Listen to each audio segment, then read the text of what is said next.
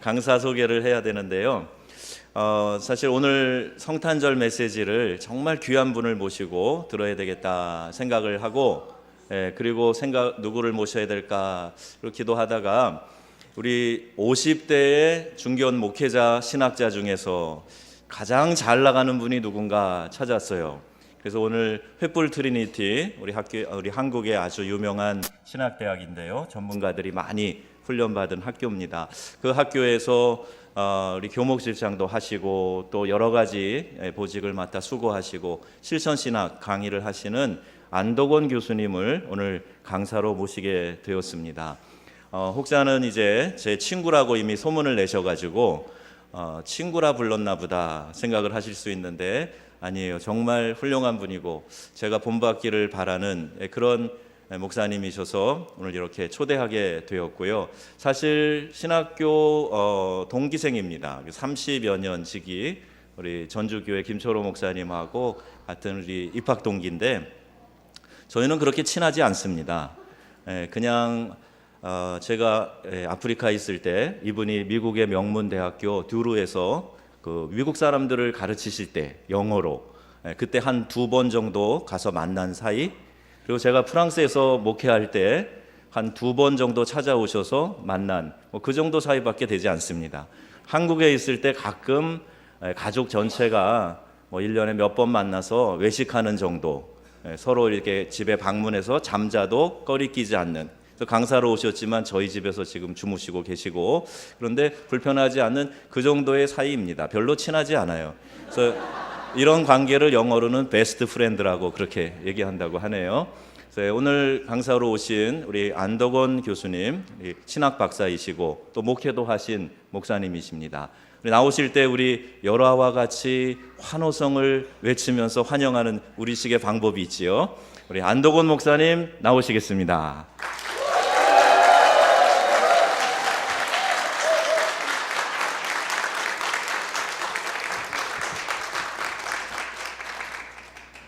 세상에. 너무너무 감사합니다.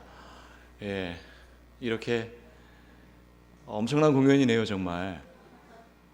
제가 아는 한 임진왜란 이후 최고의 성탄 감사 공연이 아니었나 싶습니다. 두 분만 아멘 하셨는데요. 특별히 축복합니다. 방금 소개받은 안덕원 목사입니다. 말씀해 주신 대로 정말 절친이죠.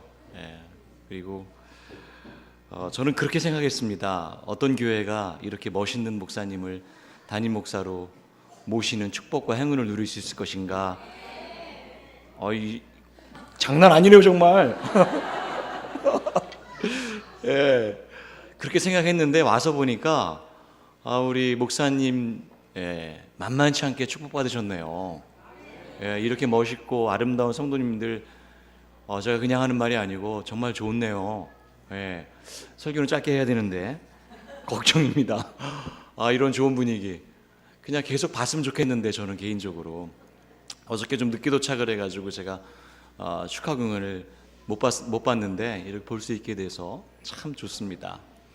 여러분, 제 앞에 있는 대림환이라고 하는 대림초라고 부르죠. 그래서 대림절에 4주 전부터 하나씩 초를 켜기 시작해서 오늘 마지막 예배 시작 전에 하얀 초에 불을 밝혔어요. 보통 이 대림초는 동그랗게, 모양이 동그랗죠. 동그란 건 영원을 상징하고 또 한 주 한 주 기다리면서 주님을 맞이한다는 그런 의미가 있는데, 마침 어제 목사님 설교도 빛으로 오신 우리 예수님에 대한 내용이었죠. 그죠? 다 기억하시는 건 아닌 것 같아요, 보니까. 그리고 초는 여러분, 자기를 태워서 빛을 발하죠. 바로 예수님께서 오신 목적은 주님께서 우리를 위해서 자신의 몸을 들이심으로 말미암아 우리에게 구원을 베푸신다는 그런 의미를 담고 있고요. 그 다음에 장식은 그 상록수들을 주로 사용했습니다. 소나무, 전나무. 왜냐하면 그것들이 1년 사시사철 푸르기 때문에 그렇게 선택을 했지요. 그래서 이것을 보면서 주님이 오신 것을 다시 한번 기억하고 다시 오실 주님을 기대하고 소망하는 것이 우리 성탄절의 목적이고요. 대림절과 성탄절, 세상의 달력은 끝으로 향해 가죠. 연말이라고 부릅니다만 교회의 달력은 이제 시작이에요. 여러분 이제 다시 달려가야 돼요. 그래서 이 대림절과 성탄절 우리에게 크나큰 의미가 있습니다.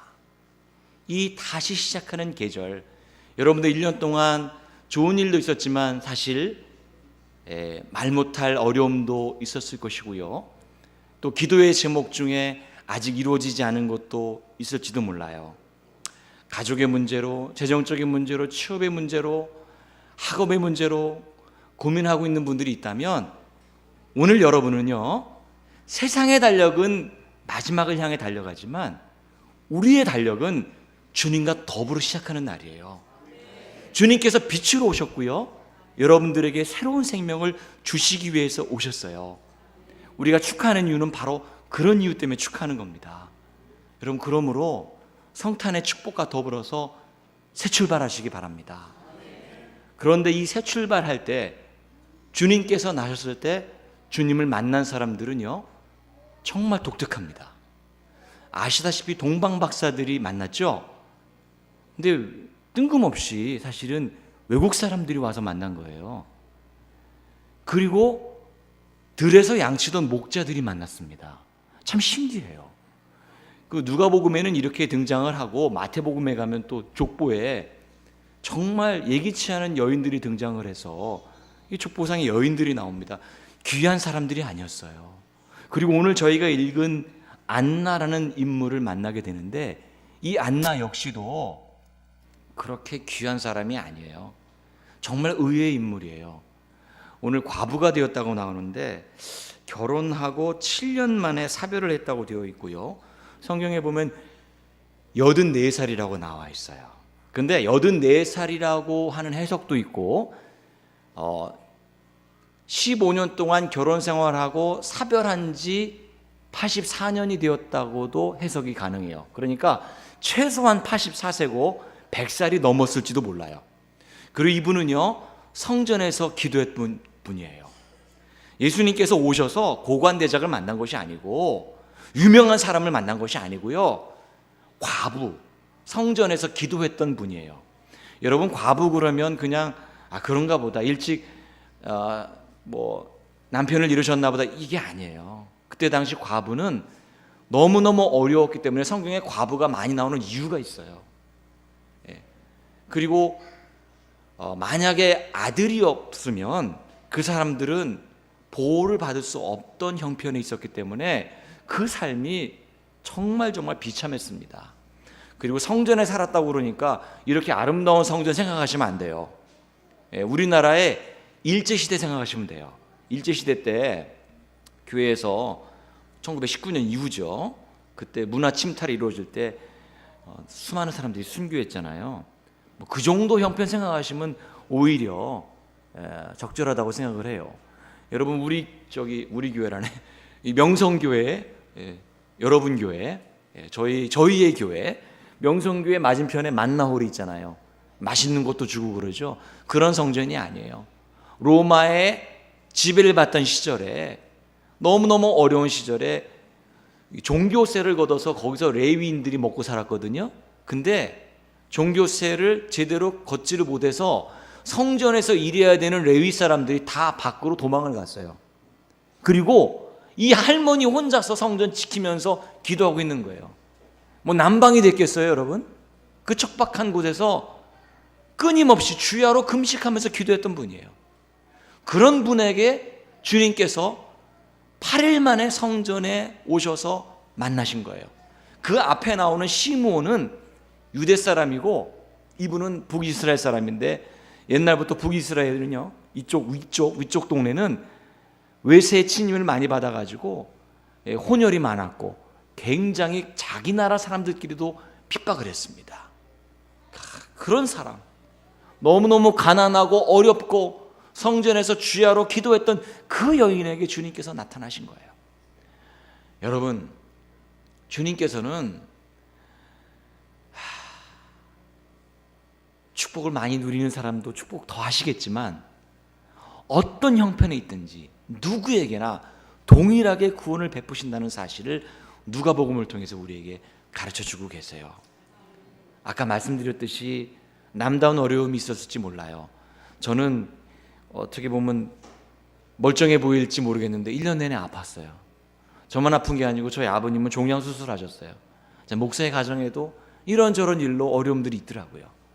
그럴 때마다 주님 앞에 기도하면서 주님, 지금 어렵지만 제가 기도하지만 그래서 지금 마음이 어렵지만 주님 도와주세요. 저는 안나도 그런 기도를 드렸을 거라고 믿어요. 주님, 이 땅이 너무 어렵습니다. 이스라엘 사람들 로마의 핍박을 받고 있습니다. 자기 나라 사람들 같은 사람들끼리도 이렇게 반목하고요. 이렇게 어려운 형편에 있어요. 여러분, 우리나라 같지 않아요? 북핵의 위협이 있었어요.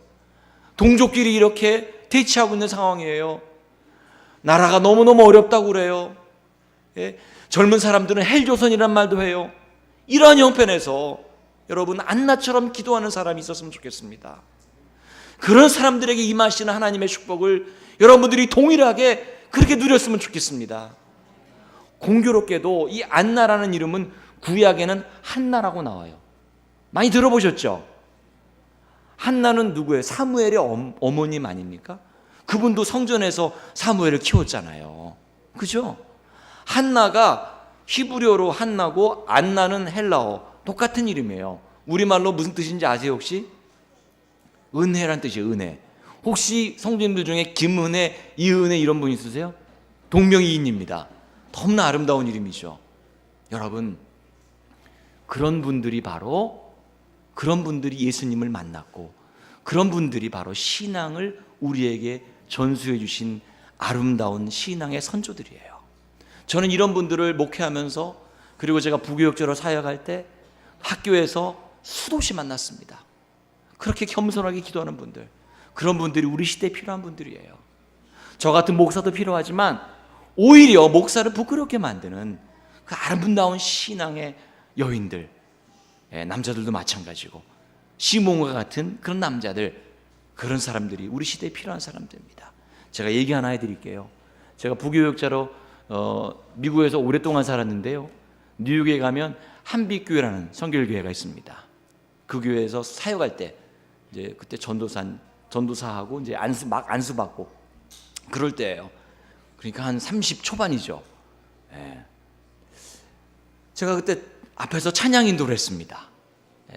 오늘도 장로님께서 찬양 인도 하셨는데 그것처럼 앞에서 나와서 이제 찬양팀하고 더불어서 찬양 인도를 하면 저 오른편에, 여러분 보시기에 왼쪽 편에 두 번째, 세 번째 자리에 꼭 오시는 우리 홍 권사님이라는 분이 있었어요. 80이 넘으신 우리 권사님, 몸이 불편하셔서 제가 처음에 갔을 때는 목발을 짚고 오셨는데 점점 나이가 드시면서 몸이 안 좋으니까 휠체어를 타고 오셨어요. 휠체어 타고 오셔가지고 두 번째 자리에 꼭 앉으세요. 얼마나 열심히 찬양을 하시는지, 물론 가사는 잘 못 쫓아오세요. 박자도 놓치세요. 여러분, 지휘자님은 아시겠는데 싱커페이션이라고 그러죠. 자동으로 박자가 엇박자가 돼요. 근데 그렇게 열심히 하세요. 너무너무 열심히. 그러면서 그렇게 말씀하세요. 교회 오는 게 너무 좋다고, 찬양할 수 있어서 나 죽는 날까지 찬양하고 기도하면 소원이 없겠다고, 그렇게 하나님 만나고 갔으면 좋겠다고.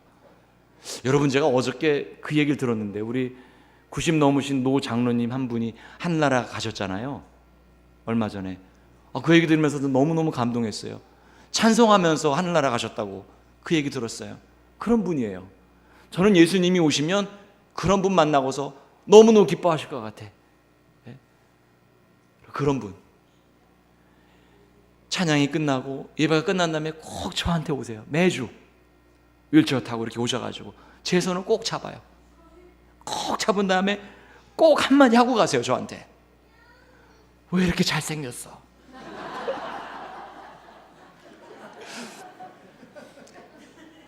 죄송합니다. 성탄절에 이렇게 아무 말 대잔치 하고 그러면 안 되는데.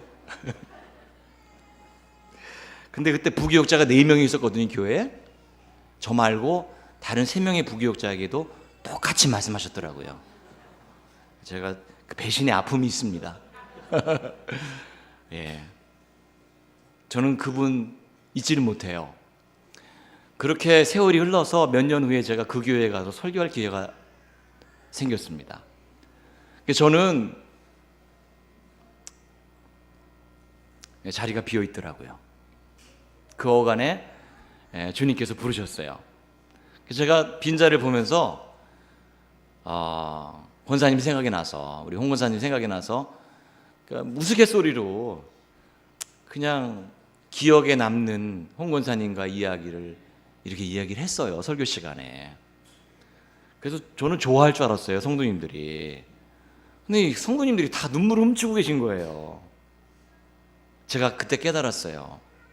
사람이 떠나도 그 사람이 했던 말들과 그 사람이 남긴 미소와 그 사람이 보여준 사랑이 고스란히 남는 거예요. 그 사람이 떠나도 마치 눈길 위에 발자국이 남는 것처럼 사람은 멀리 떠났어도 발자국이 남아서 그 사람의 흔적을 보여주는 것처럼 그렇게 사랑이 남더라고요. 여러분, 그런 사람이에요. 오늘 우리 성탄절에 주님을 만난 사람들은 바로 그 사랑의 흔적을 남겼던 사람들입니다. 그 사람이 바로 주님을 영접하는 영광을 누렸던 거예요. 여러분, 우리 정읍 명성교회 성도님들이 그런 삶을 살았으면 좋겠습니다. 우리 코의 호흡은 언젠간 끊어져요. 어떻게 우리의 삶을 예측할 수 있겠습니까? 그렇죠? 제천에 화재가 날 줄 누가 짐작이나 했겠습니까? 어느 누가 여러분 자신의 인생에 대해서, 자신의 삶에 대해서 언제 끝날지 장담하는 사람이 이 세상에 존재하겠습니까? 여러분, 그러므로 오늘 성탄절을 맞이해서 여러분에게 감히 제가 여러분을 초대하고 권면합니다. 우리의 성탄절은요, 이런저런 일 다 마다하고 주님을 바라보고 주님 안에서 새로운 소망을 가지고 주님 그 오시는 재림의 그 순간을 날마다 기다리며 기대하며 준비하는 그런 계기로 삼았으면 좋겠습니다. 그래서 안나가 보냈던 대림절과 성탄절이 우리가 보내는 그런 의미 있는 성탄절이 되기를 주님의 이름으로 간절히 축복합니다. 여러분, 제가 시 한 수 읽고 설교를 마칠게요. 제가 이런 아름다운 시를 쓸 수 있으면 얼마나 좋겠습니까만 그런 능력은 안 되고 이혜인 수녀님의 시 중에서 요만큼만 제가 읽어드리겠습니다. 당신이 오신 날 우리는, 이런 시의 제목을 가지고 있습니다. 예수님 어서 오십시오. 비록 허물투성이의 삶일지라도 당신의 빛을 따르면 길이 열리오니 오직 당신만을 따르겠습니다. 빛을 가리는 욕심의 어둠, 불신의 어둠을 몰아내고 당신의 빛 안에 새로운 삶을 다시 시작하게 해 주십시오. 여러분, 이런 기도를 여러분이 드릴 수 있으면 정말 좋겠습니다. 여러분, 그리스도인들은 어둠 속에서 빛을 보는 사람들이에요. 빛을 바라는 사람들입니다. 절망 가운데 희망을 보는 사람들이고 아픔 속에서 회복을 기대하고 소망하고 꿈꾸는 사람들입니다. 제 대신 화관을 씌우시는 주님, 슬픔 대신 희락을 주시는 그분을 기대하고 믿고 전하는 사람들이에요. 여러분, 안나가 예수님을 만나고 그 자리에 눌러 앉지 않았습니다. 밖으로 나가서 주님이 오셨다고 자랑스럽게 전하는 삶을 살았습니다. 그러므로 여러분, 어지럽고 소란스럽습니다. 시대가 어렵고 삶이 어렵고 힘든 한 해를 보낸 분들이 있을 줄로 압니다. 그러나 여기 멈추지 마십시오. 낭망하지 마십시오. 2017년이 너무나 어려웠다고, 너무나 힘들었다고 절망하고 낙담하고 주저앉아 있지 마십시오. 빛으로 오신 주님께서 여러분을 부르십니다. 여러분, 우리가 빛을 바라는 삶을 살아야 되겠습니다. 주님의 뜻대로, 주님 안에서 힘을 내고 주님과 함께 더불어서 어둠을 몰아내는 그런 빛된 삶, 참 제자의 삶, 명성이란 뜻이 그런 뜻 아니겠습니까, 여러분? 빛나는 별, 그런 귀한 교회로, 그런 귀한 성도님들로 살아가시기를 주님의 이름으로 간절히 축복합니다.